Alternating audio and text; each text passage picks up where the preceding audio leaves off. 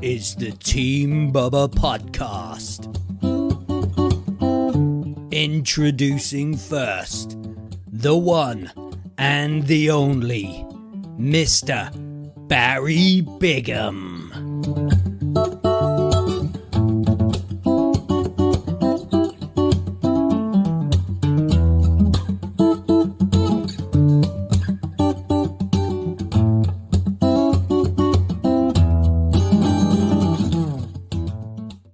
Right then, boys.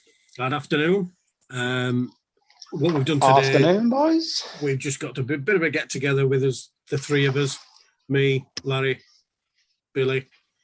Stevie can't be with us today. He's got some family shit going on. But we weren't going to come on and talk about anything in particular. We're just going to come on and just have a bit of a, I don't know, a bit of a chat and see where it went.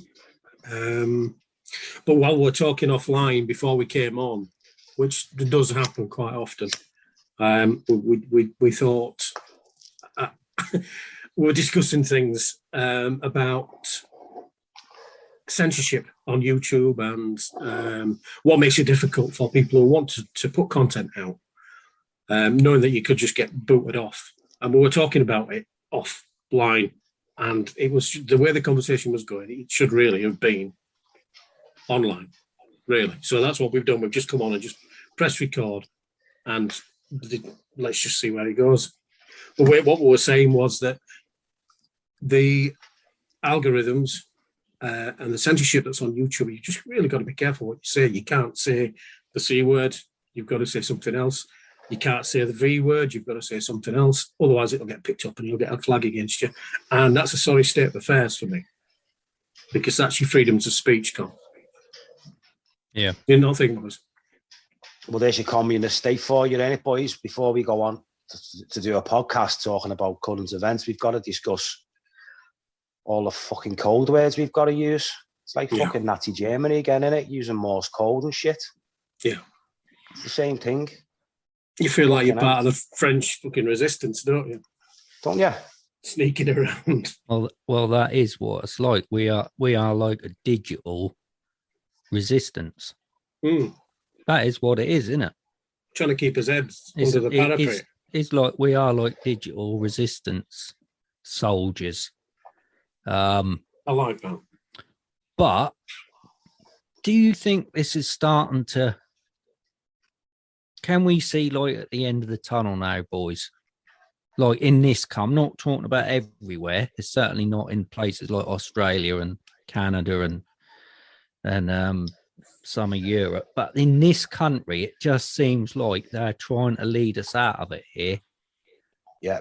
Do you think that's... 100%. I know none of us really take a lot of notice of what's being said in the mainstream, but obviously that all creep into, our side of the fence, because that's what we talk about, when things happen.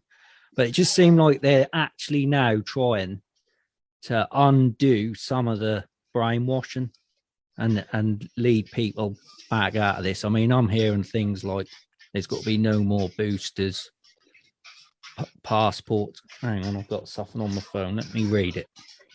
I don't think I shared this with you boys today. Now, I don't know where this has come from. I think this is from Google, actually. I think this is on a Google thing, and that says the end of restrictions means mandatory mask wearing at schools, on public transport, and at indoor events. Controversial Kung Flu passports and demands that people work from home will finish on January the 26th. Yeah. All that will remain will be a requirement to isolate for 5 days with a positive Kung Flu test and the need to take lateral flow tests for international travel. So if this is true, they're basically saying, the darts everyone has been having to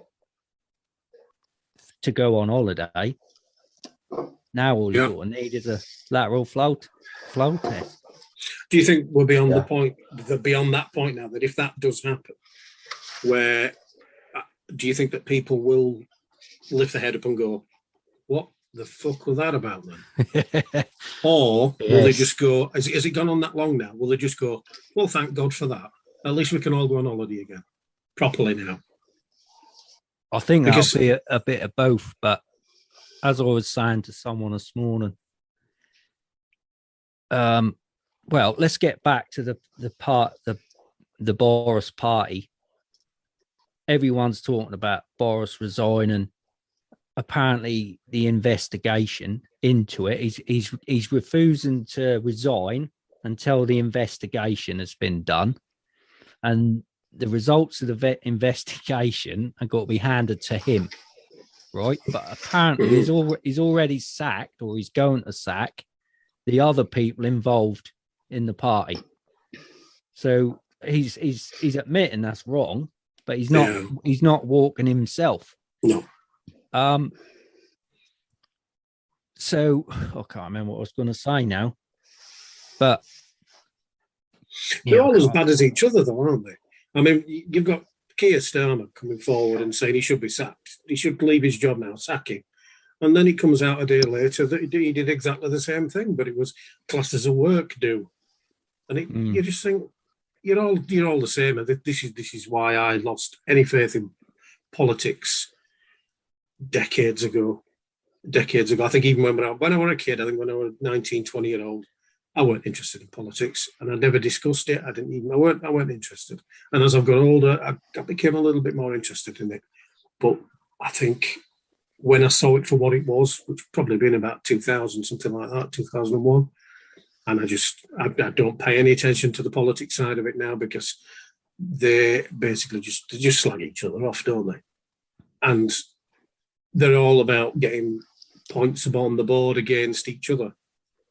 That's what it's all about. But yet they're all filling the pockets with money and bribes and sweeteners. You know, and I've just been listening to the Sheep Farm Boys, Priti Patel deep dive that they've done, which is fantastic. Fantastic. The amount of is that the one where they done 2 or 3, didn't they? Yeah, they did. Rishi Sunak and Priti Patel, but the part 2 was more about Priti Patel. And it just, they all come from the same stock. They all go to the same universities. You know, and there was one where there was a class of 2000 or something like that, or 2010 or something like that. And like he pointed out, he said, anybody in the class of whatever, you've got to keep an eye on that, because these are the people that they're marking for the future. And every single one of them is a current high up prime minister, whether it's prime minister or in the cabinet. So if they can plan that, if they know what these people are going to be doing in 15 years time, then it's they're not voted in place by us. Just going back a bit, I've remembered what I was going to say now. So when you said, what are people going to think or do when this all start unfolding? Are they just going to go back to normal? Oh, carry on. Like I said to someone this morning, he was saying about Boris is going to sack and the invest. I said, whoa, why are you talking about that? A bit like the Katie Hopkins video. I think, was it Stevie shared it this morning? I said, why are you talking about that? Why are you not talking about this? Happened last year. These people are in the know that they're speaking to the scientists. Why are these people behaving like there's not a deadly kung flu about? Why are they having parties, telling us to lock ourselves in our houses, and they're having parties? Why are they doing that? Why aren't you talking about that instead of what they've done? Why not? Are you not asking, why have they done it? Yeah. And then now getting to the point, Baz, will people just put it behind them and then carry on? I don't think they will, because people have died because of this. People have had cancer. they've not had, they're not being seen, they're not being treated, because people are sitting at home because they've been tested for the common cold and they ain't even got the sniffles. They've tested positive for the common cold, or a version of the common cold, and they haven't even got sniffles, and they're sitting at home. Well, people, I actually know somebody who is desperate need of an operation to remove some lumps for cancer, and he's been told we've got 75. I have no idea if this number's correct, but his consultant said 75% of our staff are sat at home. I have no idea whether that's true, but we do know there is a big percentage sat at home, and there's a staff shortage in the NHS. So, I don't personally think 75% can be right, but whatever the number is, it's enough to put people like at the back of the queue, and that queue is a mile long, and all these people waiting for surgery to remove cancerous lumps. Most of them are going to die. They're never going to get to the operating table. They're going to be gone. And this is where I think the anger is going to come in. And then they're going to realize, which I know I keep hearing a lot of people say it, when that's confirmed that they did know that, the Kung flu wasn't as bad as they were making out in the media and in their press conferences, and relatives who have died alone. You imagine being on your deathbed and you have to die alone. That must be awful. Spending all your life, you've had a life that might have been a really good life, and then them final moments, you're in a bed, probably in a strange room, not in your own home. You're in a strange room in a hospital or care home, and you're taking your last breath, terrified on your own, and your family can't be with you. There's going to be loads of anger over this. There's got to be.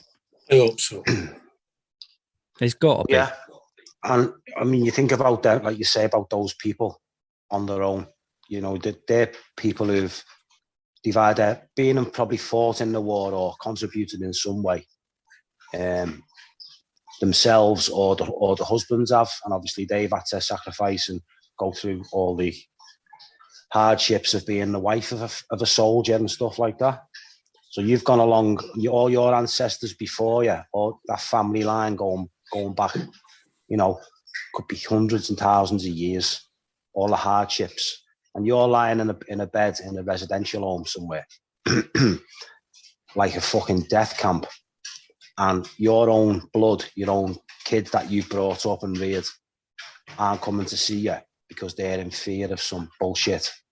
And you're lying there, having knowingly sacrificed and done all that your own life for them to be treated that way, and then they're your final moments where you're basically just left to pass away. What, knowing and wondering where all your family are.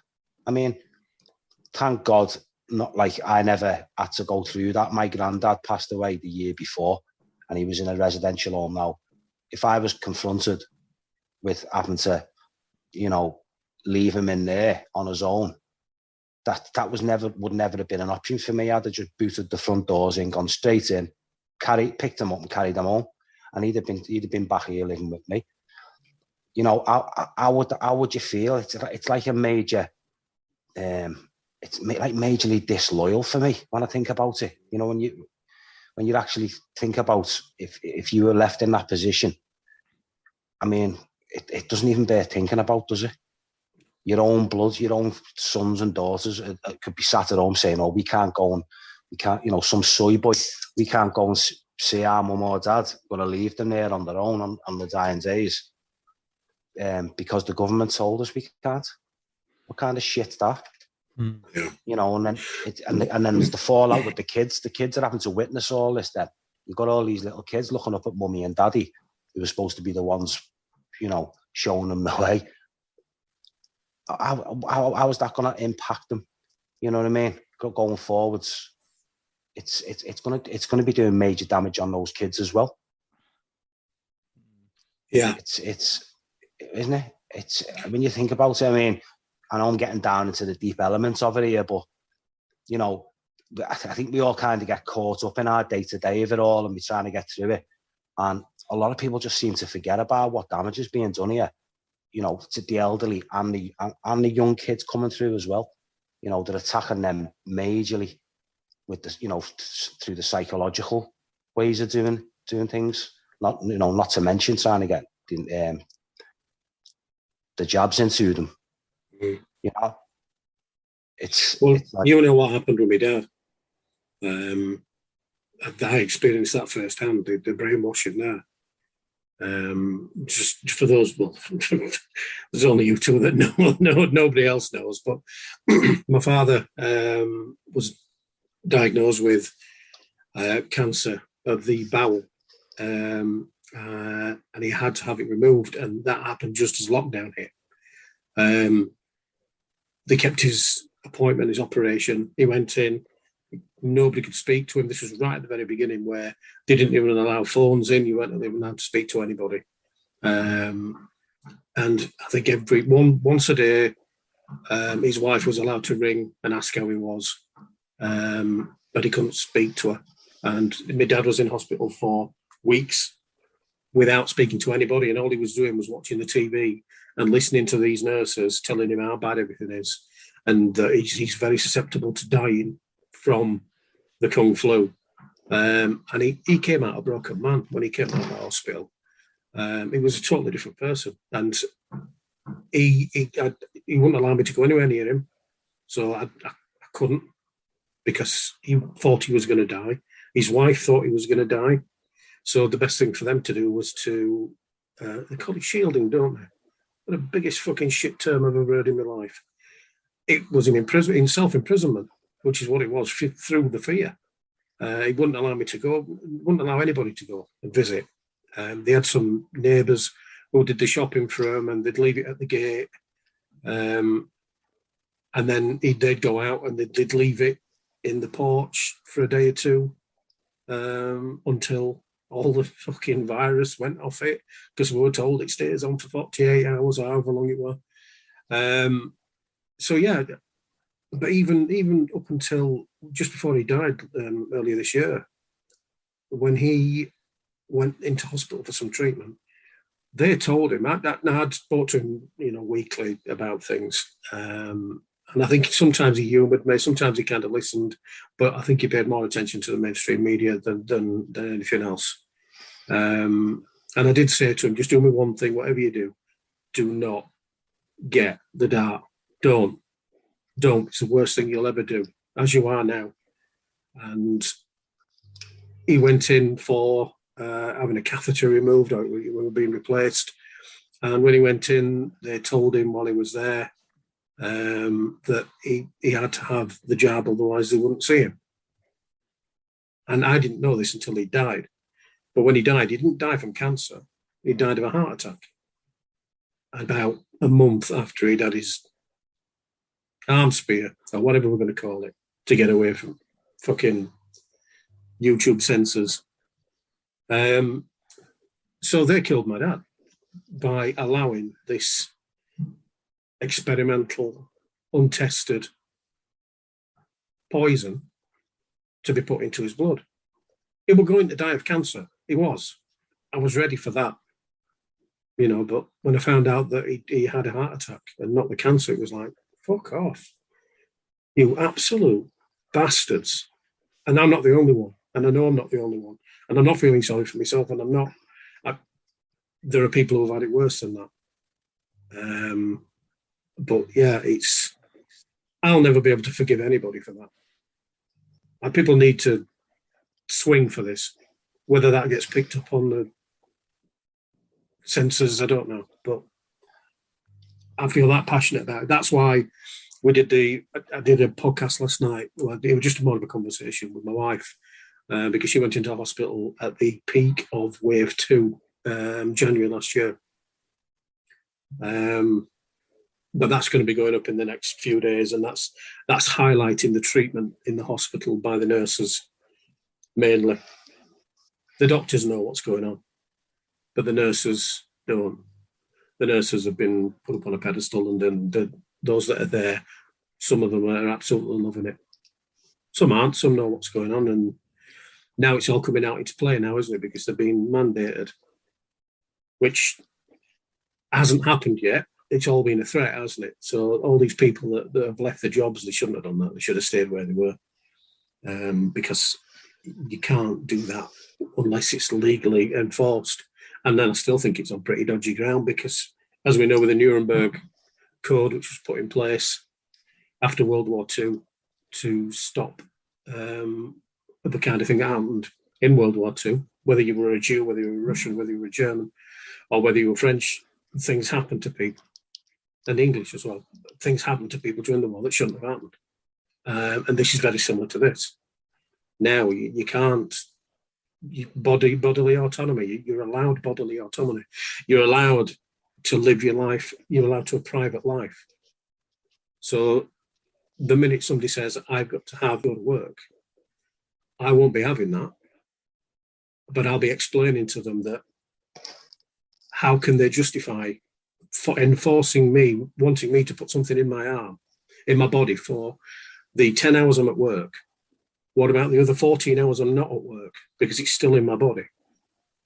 And I saw a video about that a while ago, and a lawyer of some kind, and he basically said that you should be getting paid 24 hours a day. If somebody's forcing you to have something in your body to work for them, then you should be getting paid for having that in your body outside of work. And that's avoiding any of the health issues that are going to come up with what's in these poisons.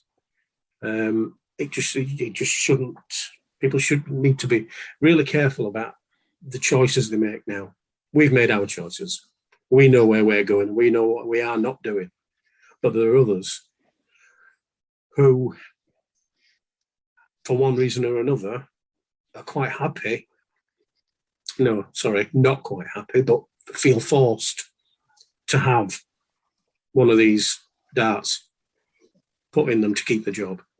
And that's horrendous. Luckily, my work are a little bit different. I think the MD, he's had 2. He won't have any more. So I can't see him wanting to enforce. Even if it came into it, it's not exactly a care industry they won't have in. But yeah, there's choices to be made now, and it's a very important time, I think, for everybody. Well, I think the nurse or the NHS mandates what fast approach, and I think this could be. Do you think they'll happen now? I mean, what I just read out a little while ago. I mean, if that's true, then surely they can't push their mandates through now, can they? If they're not going to be pushing any more out. I don't know. I mean, even mainstream doctors are saying the darts 1 and 2 don't protect against the latest Kung Flu variant. So what the hell would be the point of someone who's not darted having, because they're not going to just go straight to dart number 3, are they? They're going to say, oh, you've got to have 1 and 2 first. But why? Why do I need that for?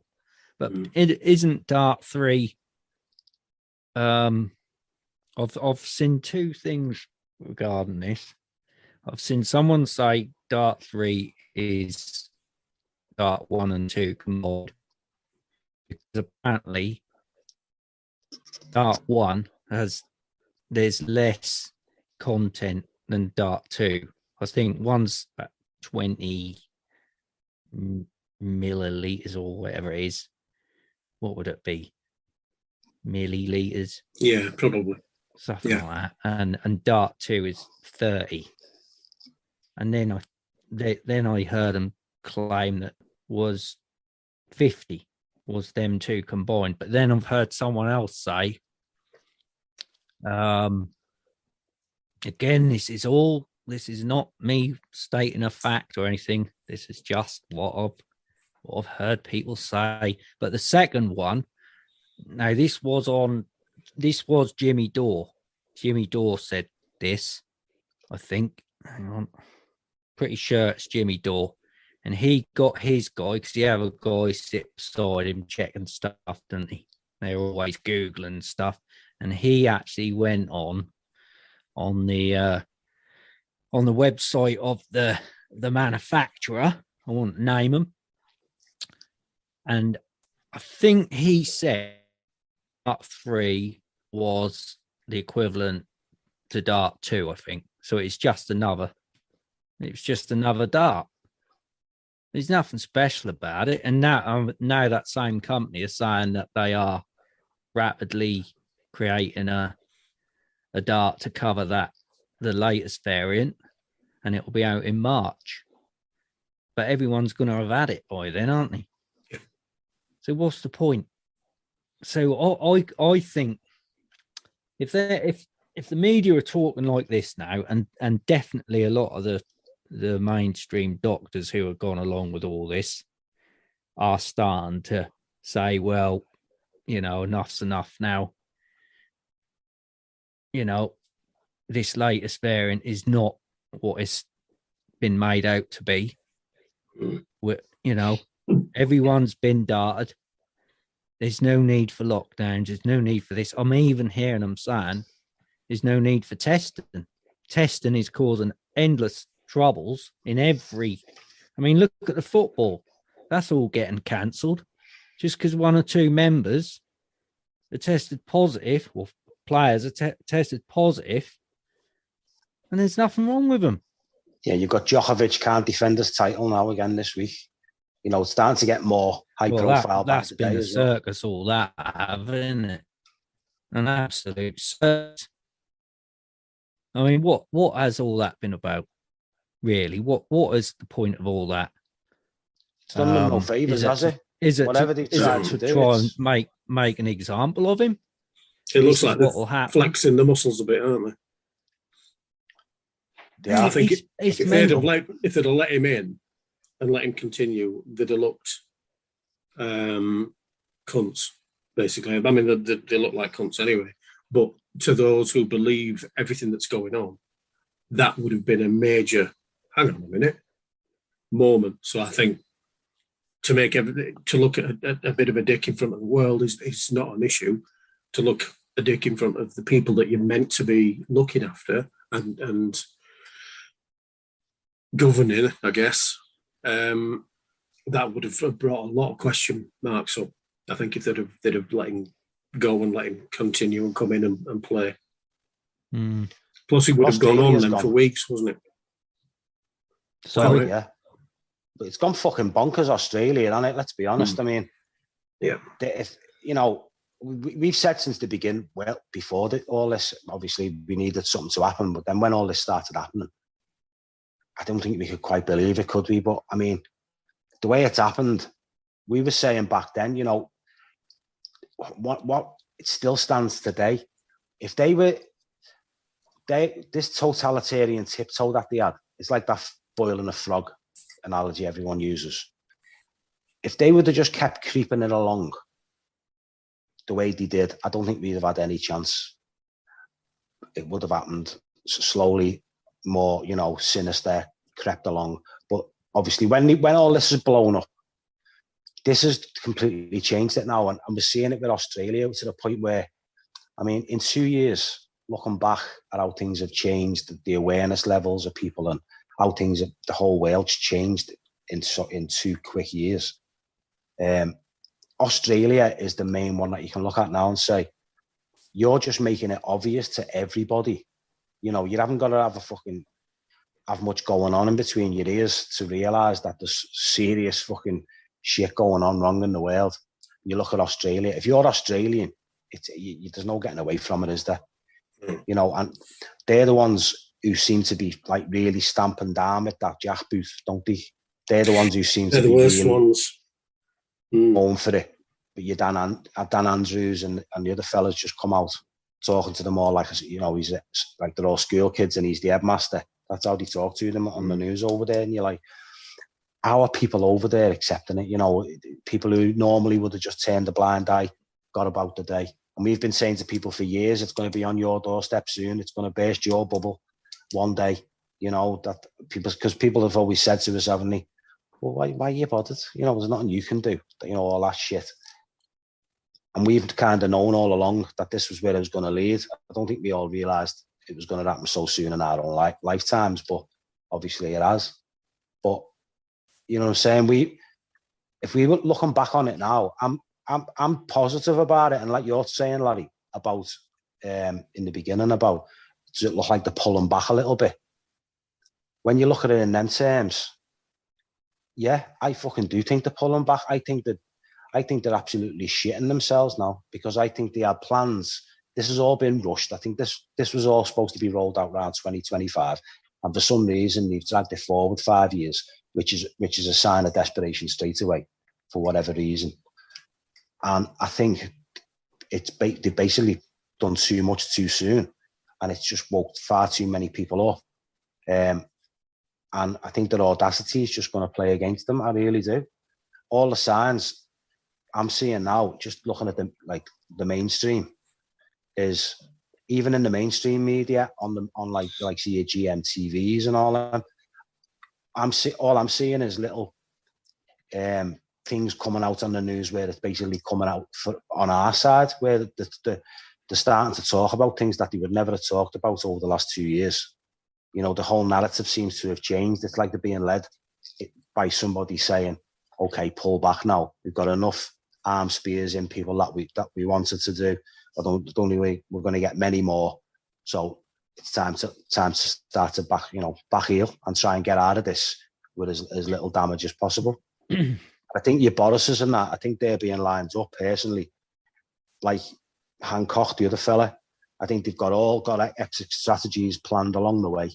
And as it comes up, you know, and they're all just going to try and just back heel and moonwalk the fuck out of Dodge and get away. They think they're psychopaths, aren't they? They think they're going to get away with it. They think, you know, people, you know, that everyone's thick, don't they? Let's be honest. The way they're brought up.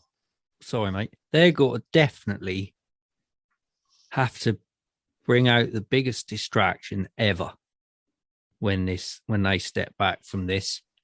And I have run this past you boys, and I'll say it now because I don't think I haven't heard this anywhere online. And for me, I think this is a definite possibility. I think we're gonna step straight out of this and into a massive world war. It's the perfect set. For me, it's just the perfect setup. I mean, Australia, New Zealand, France, Germany, Italy, Austria, they're all going down this like totalitarian road where their governments are just gone, like they're stepped right out of 1930s Germany. And they're just showing no signs of slowing down, let alone stopping and coming back. And then there's us. There's the UK. We look like we are now, like Billy's just said. Does look like we are starting to say, okay, I think we're through it now. So now we can start going back to what's considered normal. America are definitely showing signs of that as well. I know it's so split over there. But places like Texas, Florida, especially Florida, they've been free since September 2020. That they've opened up. They've proved to the world you don't need to lock down. You don't need dark mandates. That's the other thing, you know, that I don't get. You know, sorry, mate, to interrupt. You know, America and places like that where it's just, you know, it's you've got states next to each other and people are living across borders. It's not like different countries. They're all speaking the same language, you know, slightly different cultures and that, yeah, and accents. But not much difference. Yeah. You look at the UK. How are they getting away with having, say, mm. one state fully locked down? And because it has been like that, where it doesn't like flow. You know, like there isn't like a flow. All the north are all fully locked down and the south aren't. You know, it's all like staggered around. You've got England it's the audacity doing what they're doing.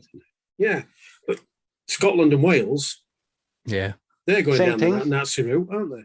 Yeah. They're different to what England is, even though it's part of the UK. So we've got like 3 or 4 states, I suppose. Like America have got 51 or 52 or whatever it is now.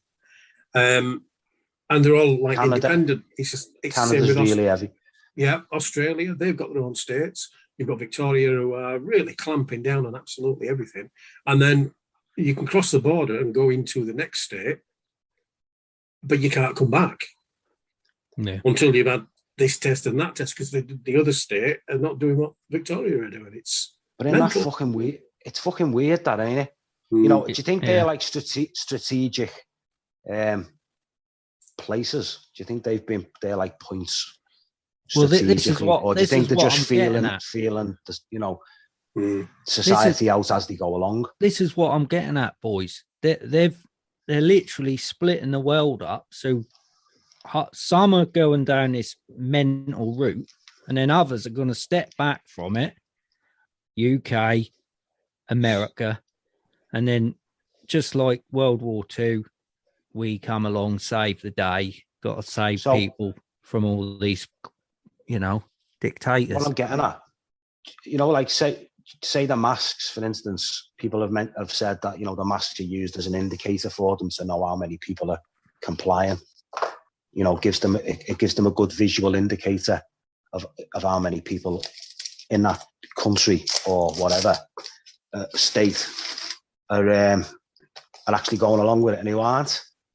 You know, is that literally how they've read it over the last couple of years? So say, you know, a high proportion of Australians in, I don't know, Victoria were wearing masks. So they're the ones who are getting the, you know, the hard bullying now, like Canada and other places. Or is it just kind of by chance that this is the way it's working out? I don't believe that. I'd be more inclined to say that that's part of what they're doing, is that they're reading their own society as it's being run. They've already got a good idea, because behavioural psychologists and all that, all the different organisations within each country, they look at that, don't they? We've got it here, you know, your Tavistocks and people like that, and they'll read this. You know, they can read society. Obviously, they do it online as well, digitally now as well, by building up databases and profiles on people. Once they've got all that information back in, that's like a red, green or amber light to say how hard you can go on your civilians. I think that's basically how they're doing it. What do you think? People are under hypnosis, definitely. I was listening to AJ Roberts. I don't know if you boys listen to him. And he did a podcast. It was only a short one, actually. It was only about, I think it was just under an hour long. And he interviewed a stage hypnotist. And he went through exactly all the points which just knit together with putting people under hypnosis. And he's absolutely, there's no question about it. He said people are under hypnosis. No question about it. And he one little point he made is, you know, when these hypnotists when they're on stage, they bring someone out of what's it called? Trance, is it? What's the word when they bring them in and out? Yeah, are they under a trance? So they'll bring them out of the trance, and then they'll click the things, they put them back in it. And he said, every time you do that, you strengthen the strength of the trance. And he said that's a bit like how they'll give us a little bit back, like they'll let us have a bit more freedoms, and then they take them away again. Yeah, and that's what it is. But that's quite interesting. It's like a confusion tactic, isn't it? It's like and a the good fear cop, thing. bad cop. When you've got that's what he said. Bojo. coming coming on the news saying, you know, don't worry, everything's going to be, you know, we're going to be fully open for Christmas, blah, de blah, or whatever. And then all the kids will all be back in school tomorrow. And then the next day they'll fucking completely pull the rug. You know, it's like that confusion tactics that cops use, good cop, bad cop. One will be saying, listen, motherfucker, you know, you gonna fucking comply with us, or am I gonna have to pop a cap in your ass? And the other fella steps in and goes, you know, he goes out the room, and the other fella puts his arm around him and says, you know, don't listen to him, you know, just tell us what we need to know and we'll be friends and all that. And the other fella comes back in and fucking cracks him round the head with the butt of a gun or something. You know, it completely disorientates you and confuses you, and people will just open up then and just give themselves up when they're in that state. So yeah. Yeah, but that's even deeper than that, though, isn't it? This they're not being. People aren't doing this, or some are, but a lot of people aren't going along with this because they feel they have no choice and they want it to stop. A lot of people are actually fully hypnotized and they believe everything. Like being in a cult, innit? That cult hypnosis. I saw a video. I think I saw a video this morning or last night. I can't remember where I saw it. I don't think I should have shared it with you boys. I don't think, or was it one of you boys shared it? And that's a guy sitting in a car, parked up, and these three people come along, and they were like, had all stuff over their heads, plastic and visors, and he was absolutely cracking up watching them walk by. Are you seeing that? The three with the vents. That's on the it, back yeah. yeah. I mean, that was Stevie, they completely believe everything they've been. They believe that if they breathe one molecule in, what's carrying the Kung Flu, that's it. They're going on a ventilator, and it's going to take a lot of undoing. That is. I think if you talk to somebody like us who doesn't watch a lot of TV, who doesn't watch a lot of news, who picks and chooses what they look at, and it's usually when it's on the screen or on paper form, you can just decide to think it's a load of shit, turn it over and go to your next one.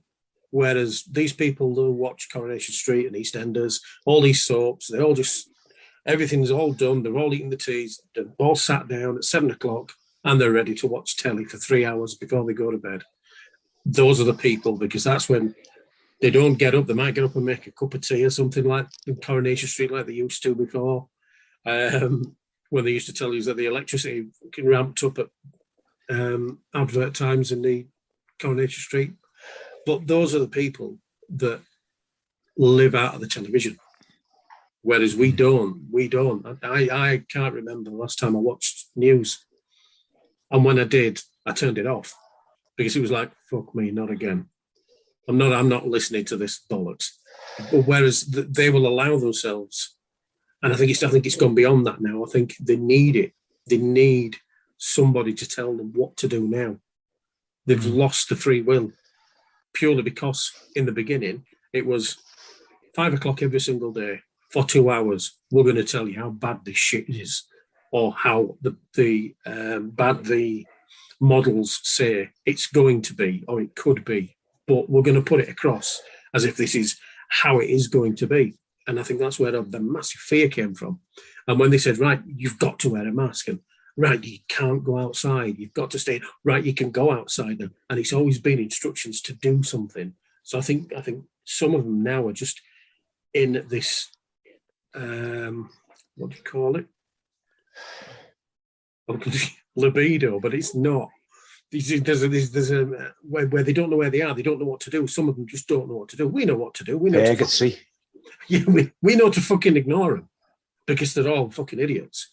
Whereas there are the people at the other end of the scale who just wait. They get up in the morning, the first thing they do is put the news on, see what's happened today, see how many deaths there's been or how many cases there's been. And then there's other people who don't. They just need to be told everything. And if they say, right, everything's fine, you can go back to work, they'll go, ooh, back to work, brilliant. Well, hey, we can go on holiday, let's get on with our lives again. And then there are the others who will go the other way. And I think it's a right mess at the minute.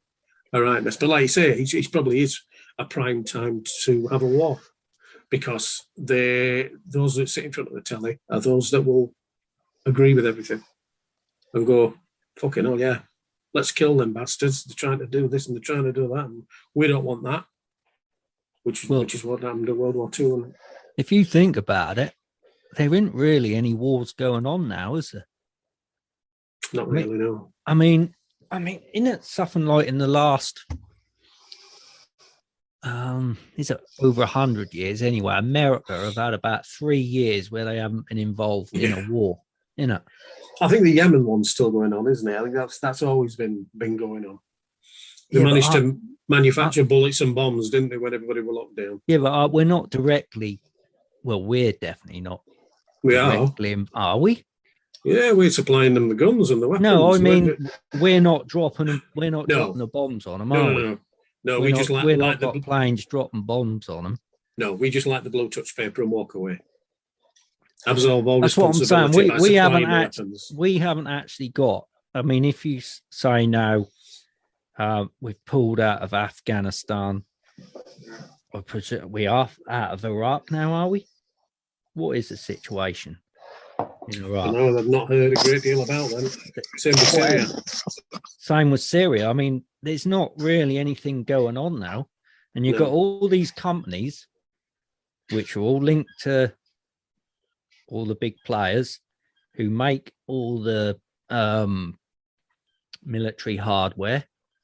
They got no demand at the moment. And I just think this is an opportunity for them where they, half the world is under dictatorship. The civilians are screaming out, come and save us, come and save us. And then long we come again. But it's not going to be, people aren't going to line up and throw themselves down on the front line, are they? Because they know what it's about. They know it's a load of crap. Young lads ain't going to do it. They ain't going to go steaming on the D-Day beaches, are they? No. They'll be diving out of the back of the boat and swimming back to England. Yeah. Yeah. So it's probably going to be a lot of bombs and high tech getting thrown around if it happens. I don't think it's going to get that far. Let's hope not. I don't think it. I think the people are just going to. I think the people are just going to suddenly, or maybe not suddenly, but I think it's just becoming overwhelming for them now. And I think we are actually an example of why this is going to end, because I think what's happening here now is because so many people have woken up to it and are refusing the third dart. And they know that they're wasting their time on these mainstream channels now, on breakfast TVs, putting out this crap. People aren't listening. They're just digging a bigger hole for themselves every time they try it. I think the viewing figures have gone down, haven't they? It's like in America, and I saw something the other day that said CNN's viewing figures have gone down drastically because of all of this that's gone on. People are just not interested to tune in anymore. I think CNN with number 10 in the top 10. They'd gone down to number 10, and there was a couple of alternative platforms that were above it, above CNN. Well, Joe Rogan was counted on there, was it, or something like that? I don't know. One of them. That's Spotify, wasn't it? Wasn't that Spotify ratings? 100 million or something like that. That one got. No, that's how much. That much, was it? Was it? I think it was. Yeah, I think that's what the deal he signed. I think it was 100-ish exclusively. All right, because he is exclusive to Spotify, isn't he? Yeah, Joe Rogan. Yeah. I like listening to him.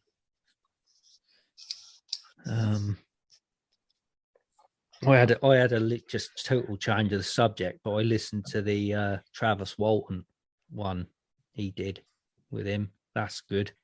That's very interesting. I'll listen to that.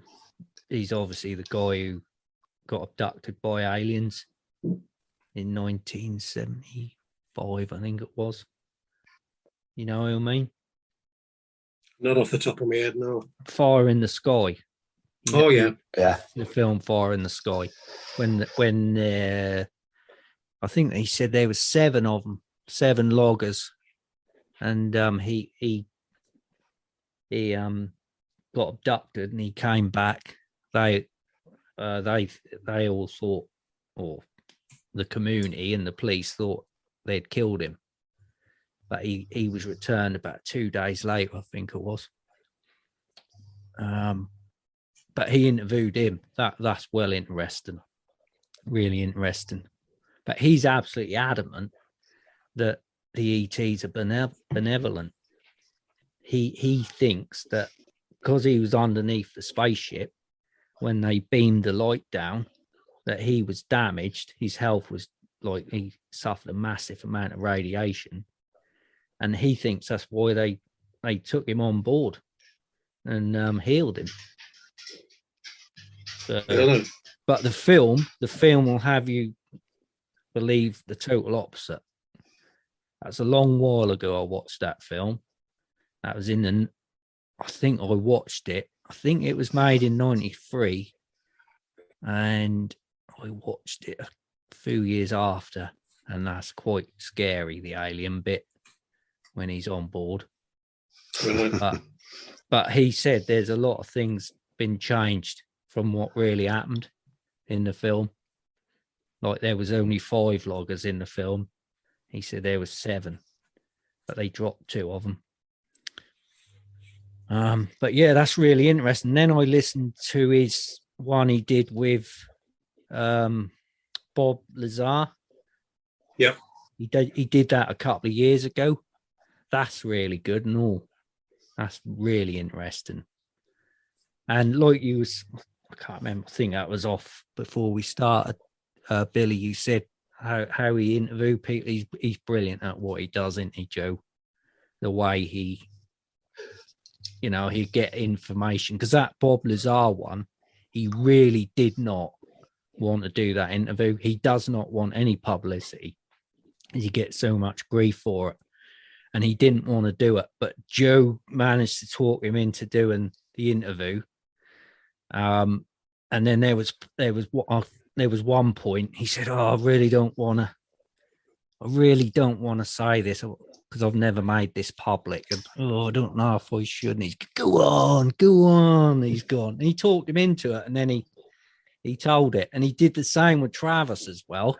He managed to get him to disclose a couple of things he'd never said publicly before. So yeah, he's really good, Joe Rogan, at what he does. Might not agree on everything, like his politics, if you know what I mean. But to be fair, I think a lot of this left and right, we've been pushed so far apart. I think we're starting to all come back centre a bit now. I think we need to. I think we are. I'm seeing a lot of like the woke brigade. Only the real extreme are staying out there, staying over that hard left. But I think the people who got sucked into that are starting to come back again. They're the people waking up, I think. They're thinking, what the hell? What is all this madness? You can't gender assume and all this. It's crazy. Absolute crazy. So I think these people are coming back center, and I think obviously the hard right, I mean, what is hard right? The racists, I suppose you'd call them far righters, wouldn't you? Well, anyone that's anti, they're a very small minority, aren't they? They are. I mean, let's face it, we're getting it constantly. BLM, taking the knee, all this. But how many people really are like properly racist now? Not many, are there? Not many. No, I don't think so. I think it goes both ways as well, because everybody thinks a racist is just a white person having a dislike for any other colour or race, whereas we all know that it works every single way. There are, Of course it does. extreme black people that are racist against anything that's not black. You know, it's but they don't tell you. They don't like to go down that narrative, do they? They like to just say that it's all the white folk. It's all the privileged white folk that are all racist against the downtrodden blacks, and it's not the case. No. You'll always get your extremists in whatever subject, won't you? You'll always get them. Again, you only see what gets reported on, don't you? And if they want you to see that week that anti-Semitism is through the roof everywhere, then that's what they'll tell you. And they'll tell you over and over and over again until you go out and repeat it to all your friends and put it in your Facebook posts. And then, job done, move on to the next subject now. They've occupied us for a week. They've got a little agenda across. It's mainstream media have got a lot to answer for. Yeah. But like I say, I think the majority of people are coming back. We're coming back into the centre. You know, people are coming from what we've been labelled far right, but we absolutely are not far right. Certainly aren't. No. I've always considered myself like centre anyway. And I've sort of tipped over to the left a bit. Like when Corbyn came in, I was all up for him. So that put me over to the left, wanting a bit more equal a world than that. Did myself slightly over to the right, very slightly, but always hovering around that centre. Because at the end of the day, it's like anything. What we keep saying it. The truth is probably somewhere between the two extremes. Yeah. Which it normally is. Well, if you've got any views that if you actually think for yourself nowadays in any form, you'd be classed as far right, wouldn't you?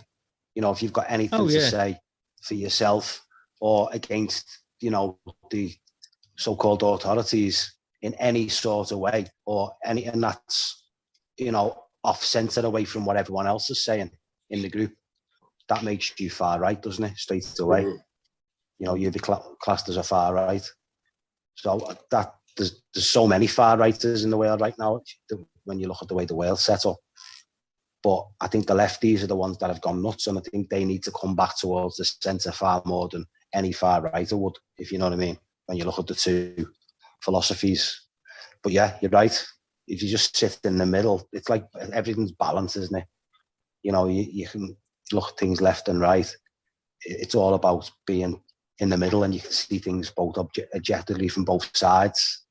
You know, when you start to sway one way or the other, it's like anything in life that you learn, ain't it? You start to you start to see a distorted view.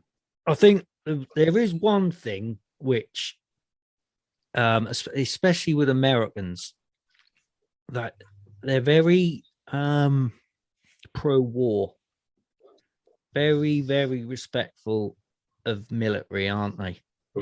If you ever hear them, someone mention that, you know, they're in the army or in one of the services, they always, thanks for your service, don't they? They do. They always make a point of thank you for the service, which I'm not against that, but I just think they're so trained into thinking that war is a good thing.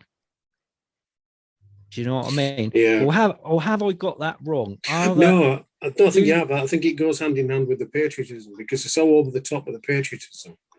Yeah, that's what I was then got to say. Is it more of a thank you for defending us rather than attacking our enemies? Yeah. It's that I would like to think that's what they're thinking, that they're more thankful for them standing in front of them, defending them from the enemy, rather than going out looking into for the war. world attacking, which is what America has done in its whole history, apart from when we had a war with them. But other than that, they have gone off overseas for war. Mm. So that's one thing I think which you can sort of say the right, they're very pro-war, which is something I'm very much against. Yeah. Very much against war. Yes, defend yourself, but don't go. I mean, look at you only got to look at all the wars since the Second World War. All needless. Yeah. Aren't they? There is no need for any war, is there? Maybe. Well, America's the military point of the triangle anyway, isn't it? Always has been. Mm. England being the finance, and the Vatican being religious. Yeah. They talk about. That's right. The pyramid. So that's always been America's job, hasn't it? So there's always been a primary focus on their culture, within their culture on war, and obviously, we know all about trying to take the guns off them perpetually over the last few decades, haven't they? They tried a few years back, remember? And it didn't really go too well for them, did it? No, they came up with a lot of resistance. It's a big part of their culture, ain't it? Mm-hmm. Yeah. Now I agree with that. Although I'm very much against war, I do believe that Americans, even we, if we want to own a gun to defend ourselves, I think we should be able to. Yeah. It's especially in America. If I'd think that is right.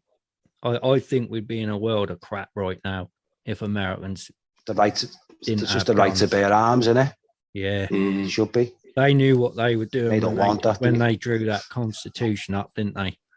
Them founders knew exactly what they were doing. Extremists in every walk of life, aren't you? I was listening to the David Koresh podcast from the Conspiracy Guys, which was a long one. I think I've just finished it. It's about 4.5 hours long. But those guys are so funny. But what they were saying were that one of the snipers that was working for the FBI, they reckon he killed 5 or 6 people that day. And he was sat in a treetop and he was taking pot shots at people. They weren't trying to end anything. He was given a free rein to kill people. In what world is that right? Yeah, in what world is that right? Yeah. Same thing with JFK. There's multiple shooters there, and a few of them were from their own agencies.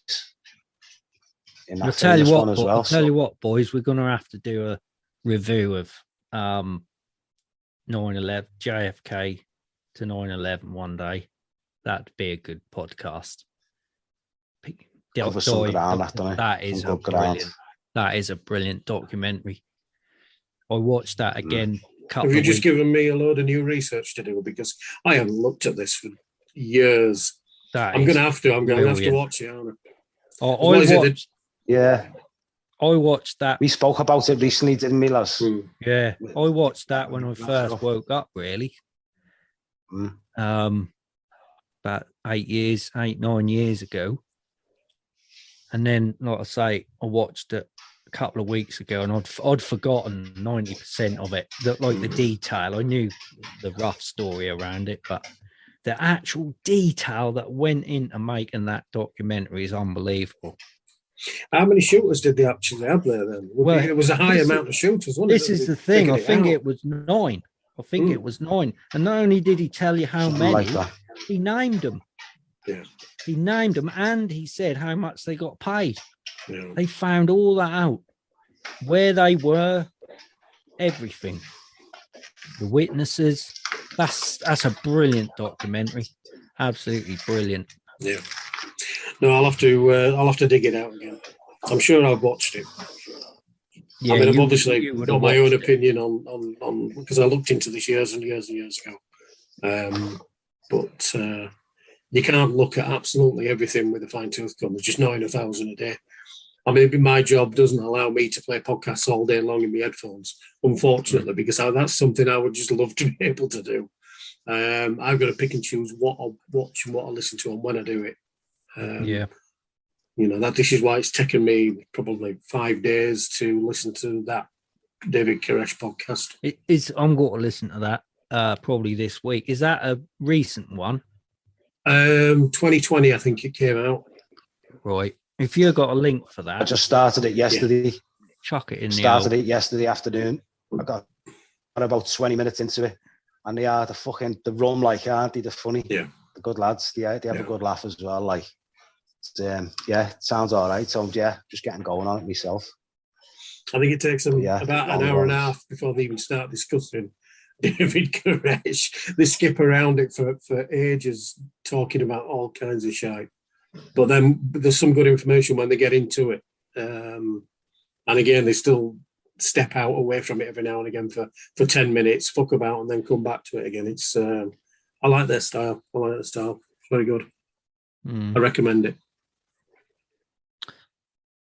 Yeah, there's some good podcasts out there now. Yeah. We're forever sharing stuff, aren't we? New things every that come along. I just like listening to people just literally doing what we're doing right now.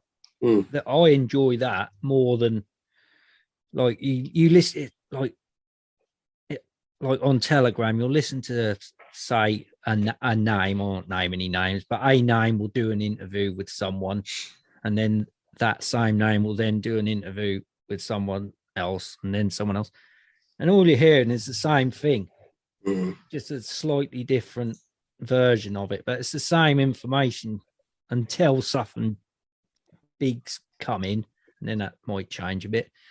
So I just like listening to just like normal people having a chat about what they think is going on in the world, and just gathering everyone. And then that way, that's why I like to go on like mainstream. I've done this right from the start of all this.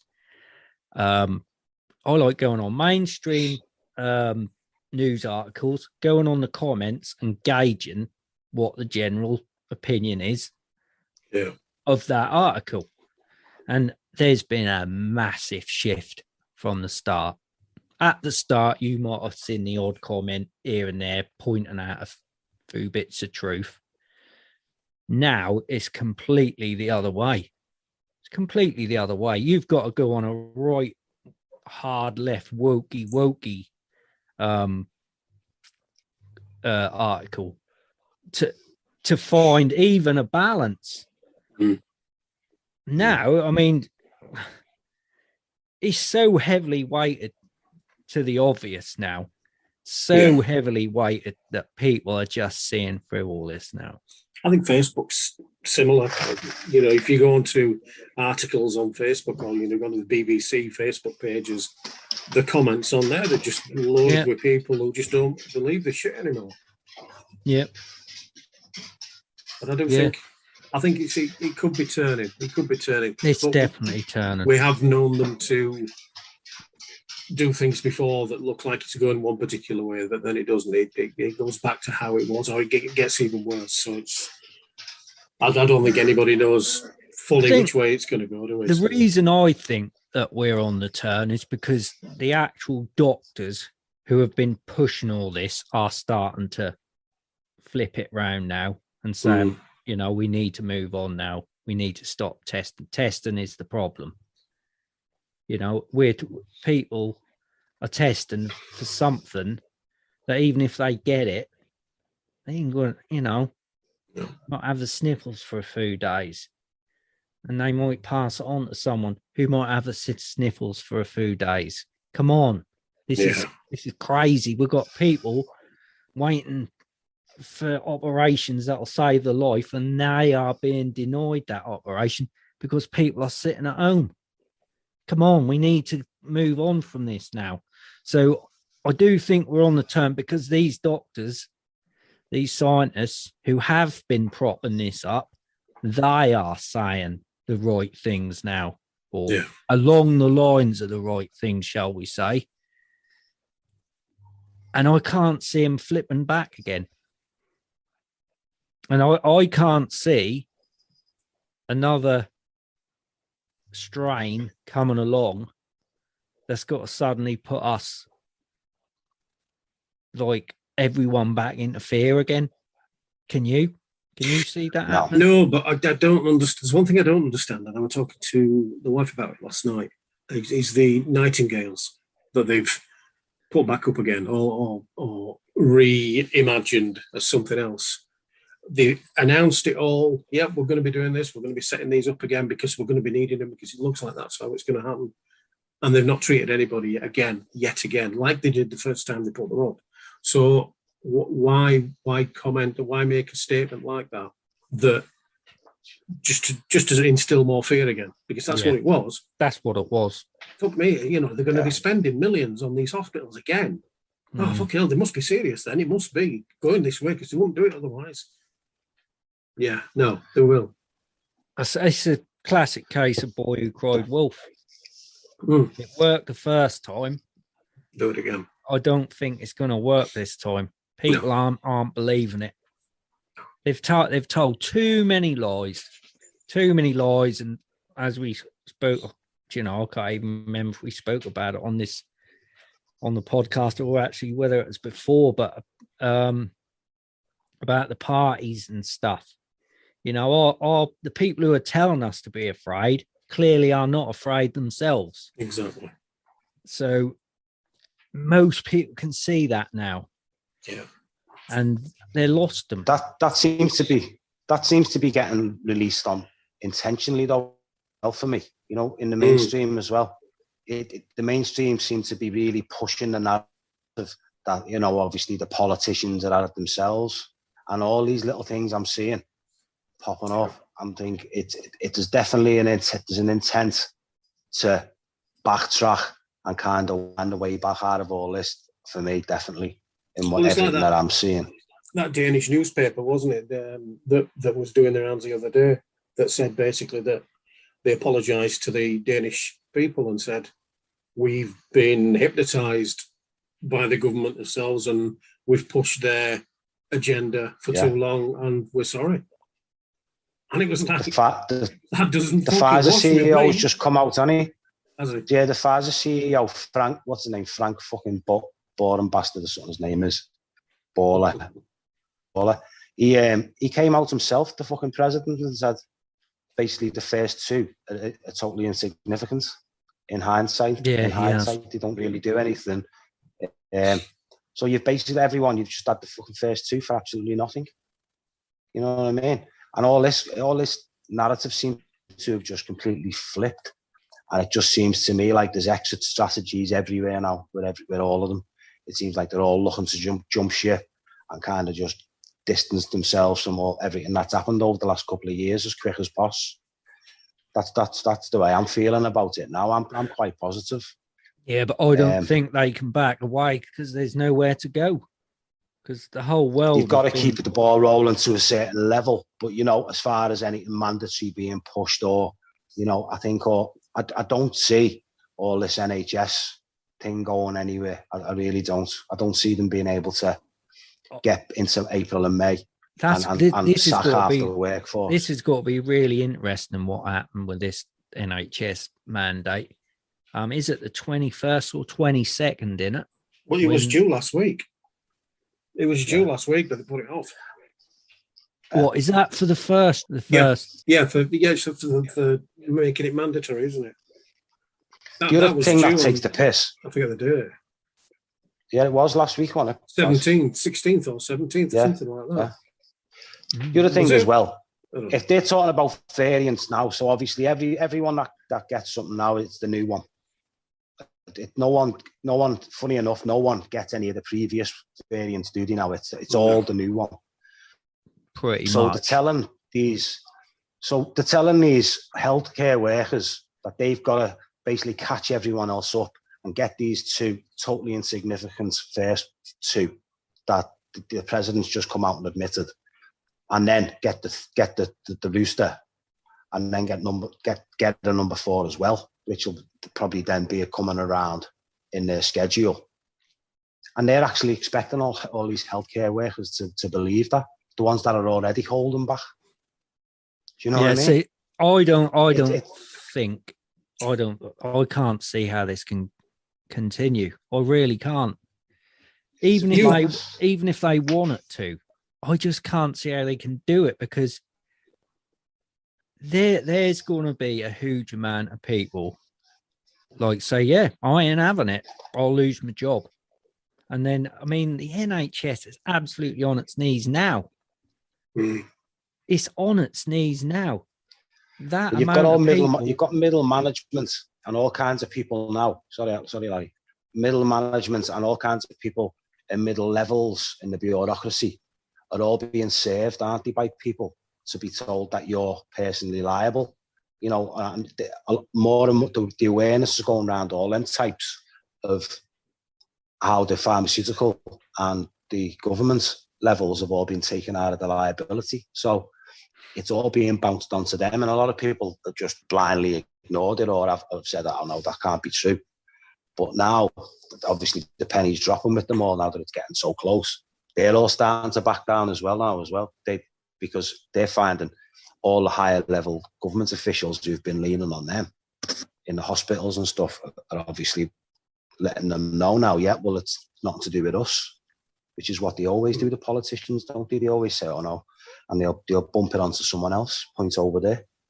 Well, they've been doing that for a little while now, and they're getting served papers from like people within the movement and official documentation and stuff to say you're liable if anything goes wrong. They're all starting to back away now, so they're losing that level of people, you know, keeping it going for them. That's all starting to crumble now as well at that level. So it's interesting, boys, isn't it? I think it is the rooster. It's the rooster. They've had. I don't believe the number they're putting out. People have had it. I don't believe it. And I think I can only gauge my work.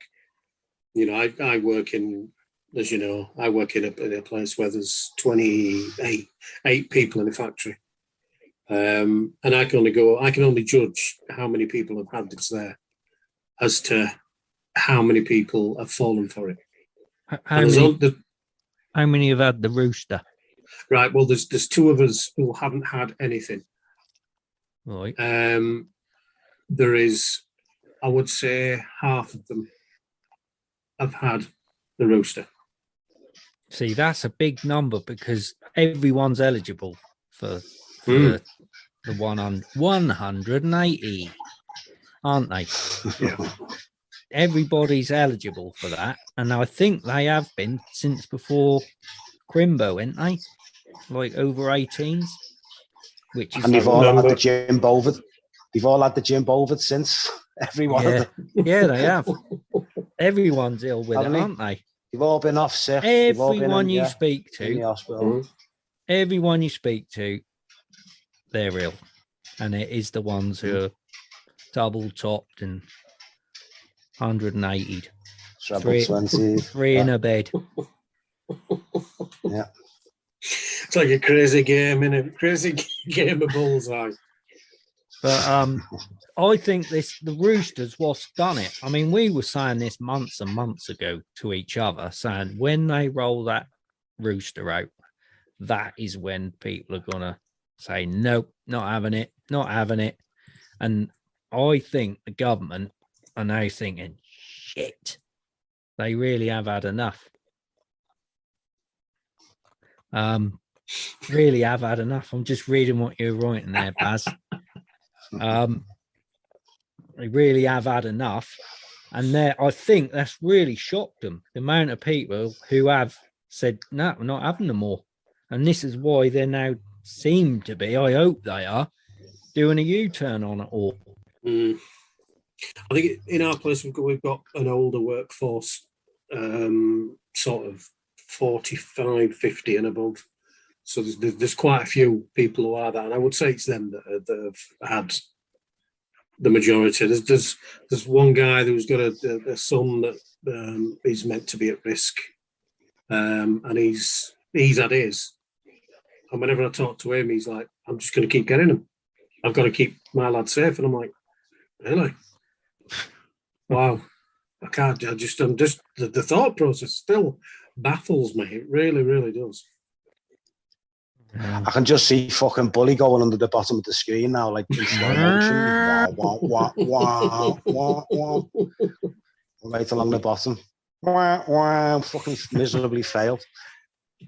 It's like, you just can't. So you're always going to get a certain percentage, aren't you, that are just fucking, they'll do it. They're just gone. You know, they'll just completely, blindly do anything. If they said fucking take 10 next month, do you take them? Yeah. You know, you're never going to be able to do nothing about them, are you? But I think the percentages now, like that middle ground that people have all said, what, another one? And I felt like shit off the first two, and you want us to have another? And you're moving the goalposts, and you're telling us that fucking these first two aren't doing nothing anyway. Nah, you can stick it in your ass. I'm not having it. Their faces at work chunk have come across now. When I told them at work that if they didn't get the Buddha, they would be classed as, which is what they were. And I said, you're very much like me now, except I haven't had any poison in my body. You've had it twice, and you won't be able to go on holiday soon unless you have your next one. How long are you going to keep playing this game? How long are you going to keep believing what we say? Because everything we've been saying between us lot and everything I've told everybody at work has come true. And I don't have to say a great deal anymore at work. They don't want to get involved in conversations with me anymore because they know that I've been right from practically from day one.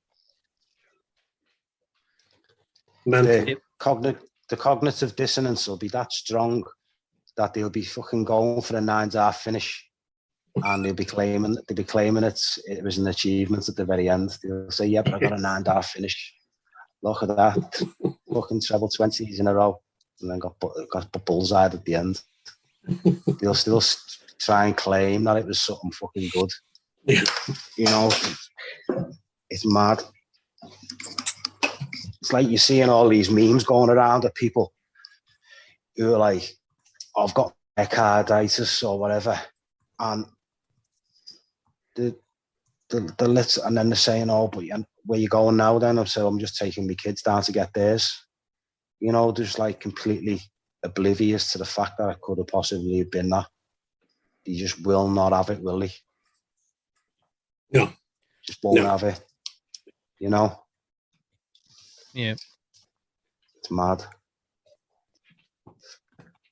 Well, I think we've done a couple of hours there, boys. Are we? Yeah, just about. Bloody Time fly. I think we're going to try and do more of these anyway, aren't we? I think the little chats like these are brilliant. I think they're great for us to let everybody know what we think and our point of views, but it's great to just get together with you guys. And even if nobody listens to these, I don't give a shit.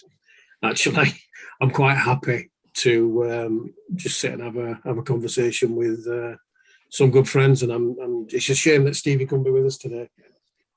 But I know it's going to happen. It's going to happen. We all live different lives. We've all got different aspects of family pulling at us to do one thing or another, and it's difficult to make concrete agreements and times and appointments.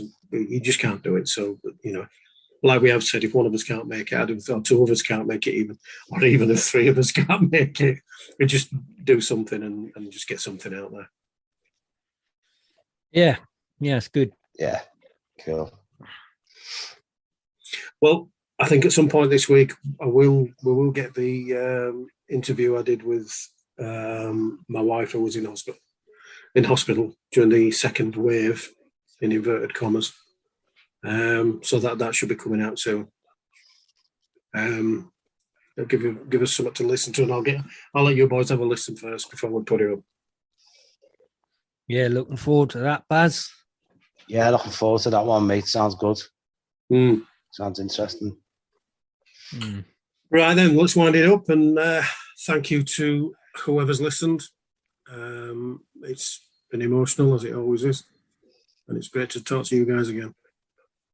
And we'll do this next week. Yep. Thanks for listening. Cool.